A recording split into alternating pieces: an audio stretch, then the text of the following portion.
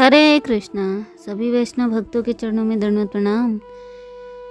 भगवान के 24 अवतारों की कथा। तो अभी तक हमने 14 कथाओं को हमने श्रवण किया है, 14 अवतारों को।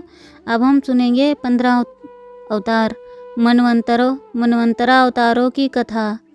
सतयुग, त्रेता युग, द्वापर और कलयुग, ये चारों युग जब 1000 बार व्यतीत होते हैं तो उस काल को कल्प कहते हैं। एक कल्प अर्थात 1000 चतुर्युगी काल श्री ब्रह्मा जी का एक दिन होता है।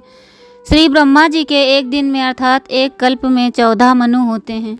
प्रत्येक मनु 71 चतुर्युगी से कुछ अधिक काल तक अपना अधिकार भोगते हैं। इन मंत्रों में भगवान सत्व गुण का आश्रय ले अपनी मनु आदि मूर्तियों द्वारा पौरुष प्रकट करते हैं।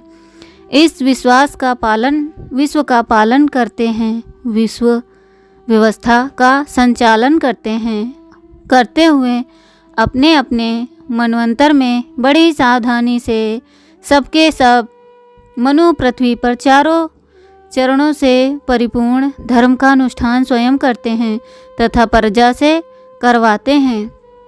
जब एक मनु की अवधि पूरी हो जाती है तो उनके साथ ही साथ उस समय के इंद्र, सप्तऋषि, मनुपुत्र और भगवतार तथा देवता ये छहों पहले की जगह नए नए होते हैं और 14 मनुओं का संक्षिप्त वर्णन करते हैं। स्वयंभू मनु, मारीचि आदि महान शक्तिशाली ऋषियों से भी सृष्टि का अधिकतर विस्तार नहीं होते देख ब्रह्मा जी ने मन ही मन चिंता करने लगे। अहो, बड़ा आश्चर्य है, मेरे निरंतर प्रयत्न करने पर भी प्रजा की वृद्धि नहीं हो रही। मालूम होता है इसमें दैव कुछ ही विघ्न डाल रहा है।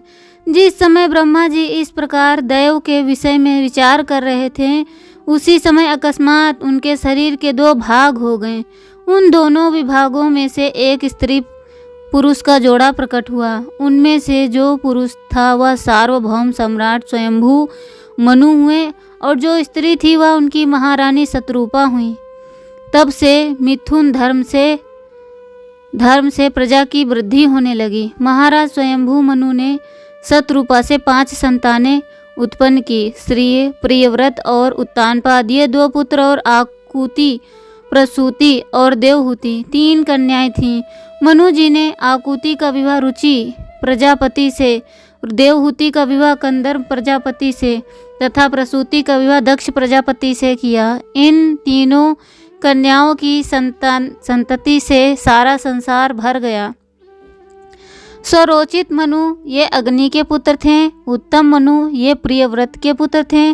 तामस मनु ये तीसरे मनु के उत्तम के सगे भाई। रैवत मनु ये चौथे मनु तामस के सगे भाई थे। चक्षुषु मनु ये चक्षु के पुत्र थे। वैवस्वत मनु विवस्वान सूर्य के पुत्र यशस्वी श्राद्धदेव ही 7वें वैवस्वत मनु हैं। यह वर्तमान मनवंतर ही उनका काल है।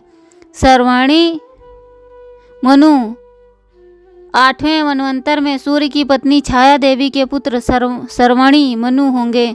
10 सर्वाणी वरुण के पुत्र, 10 दक्ष सर्वाणी 9वें मनु होंगे।